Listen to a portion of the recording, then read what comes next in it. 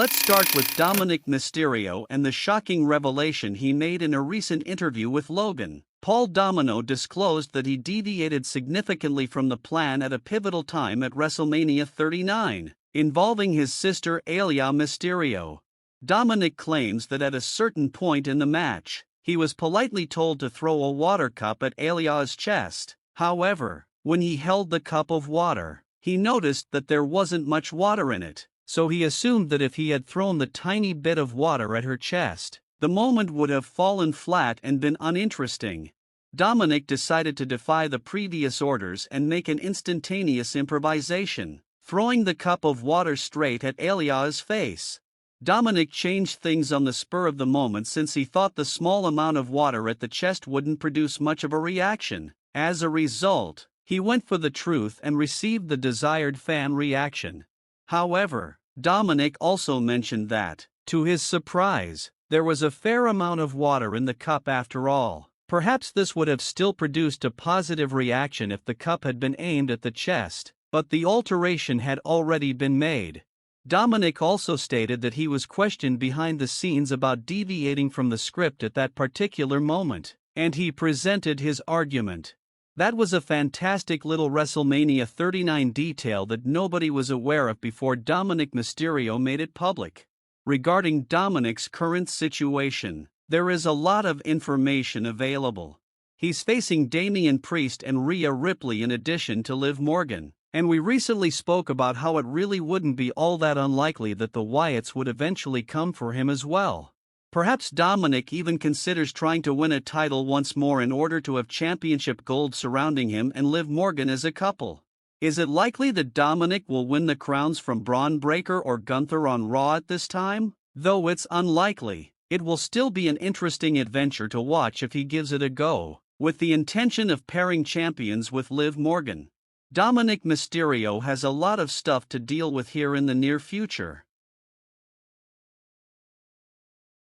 WWE needs to address this with Jey Uso, and I'll tell you precisely what it is in this video because it's a serious issue. Some have seen it, some haven't as of yet, but I believe it needs to be addressed because, like many of you, I'm an enormous fan of Jey Uso. I have witnessed his growth from the beginning, to the point where he completed his tag team career with his brother, and to his current position. I have expressed my disapproval of Triple H's booking of Jey Uso in a very public manner. Fans on social media have expressed their support, so I'm not alone. Jey Uso's father, Rocky, has been vocal about his disapproval of Triple H's booking of his son. In fact, he has been so vocal that Jey Uso appeared on a recent podcast. You can watch the video on the channel where Jey Uso discusses his father's advice with his father. Look, I understand that you're frustrated. I understand that you were not a fan of what they've been doing with me, but just give it time, give me a chance to turn this ship around now. In Ricky's case, he took issue with the fact that his son was not given a world championship opportunity or given a ball at SummerSlam. He did not appreciate the fact that he continuously is being booked in high-profile matches yet not doing anything. He really took issue when there was like a 2-week gap where WWE was teasing a romantic relationship between Rhea Ripley and Jey Uso as a tie-in to Liv Morgan and Dominik Mysterio, and obviously Jey Uso is not doing that anymore, thank God, but they've pivoted and they put Damian Priest in that spot, which makes more sense due to the Judgment Day background all four were in. Well, all three were out of it technically. I guess Liv is now part of the new Judgment Day that doesn't involve Rhea, doesn't involve Damian Priest, but you get the gist, right? And thank God they went away with that, because Ricky's big issue was, hey man, what are we doing? Like, he doesn't need to be in a romantic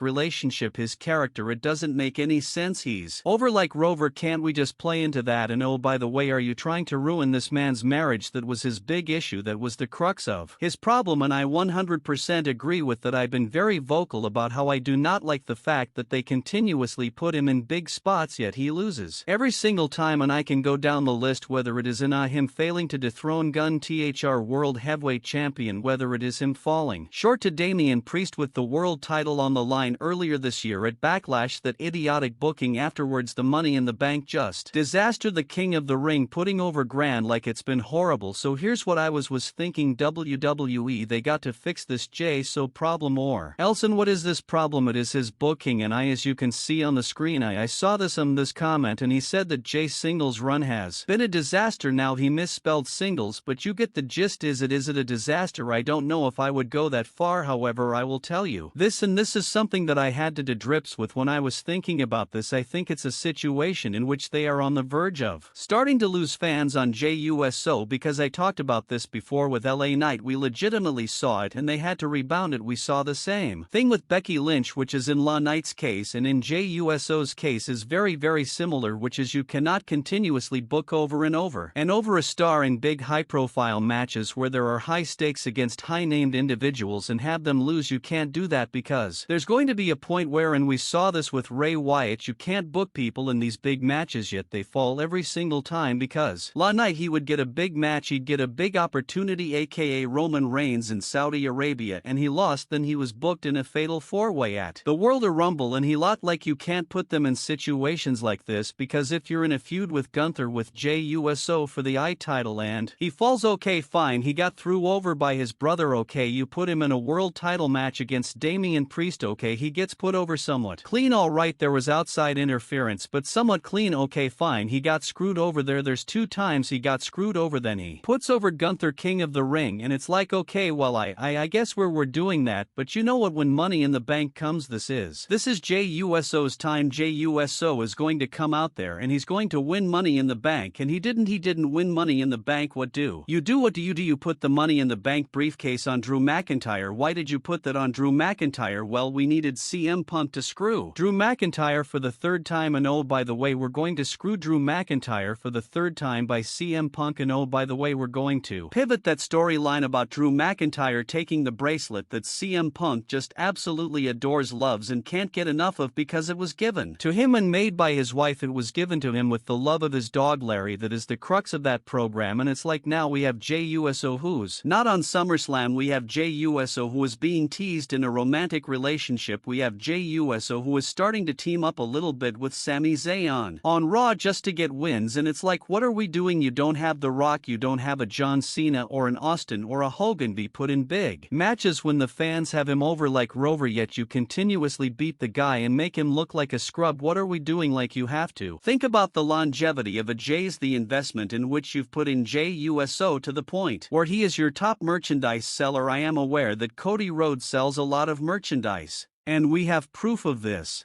However, if you visit WWE Shop and select the tab Top Sellers, Best Sellers week in week out, you will see what I mean. It's with them. You observe a wrestler who genuinely follows it. It's like Jey-O is a freaking star, but you keep booking him as a scrub. All because of these AI bots that follow these individual figures across social media, YouTube, merch, and TV ratings. I don't understand, so you have to get over that. I understand that we're probably going to see him reunited with Jimmy Uso, his brother, to support Roman Reigns as part of the Bloodline faction. But at what point do we have to take a step back and ask ourselves, what are we doing? This is a common question I get asked all the time. What do you think about this situation? Do you think WWE will finally come together in support of Jey Uso? If you want to show your support, I'll get you a shirt. Affiliate link is in the description below. Thank you so much for watching. I appreciate your support. I'll see you in the next video.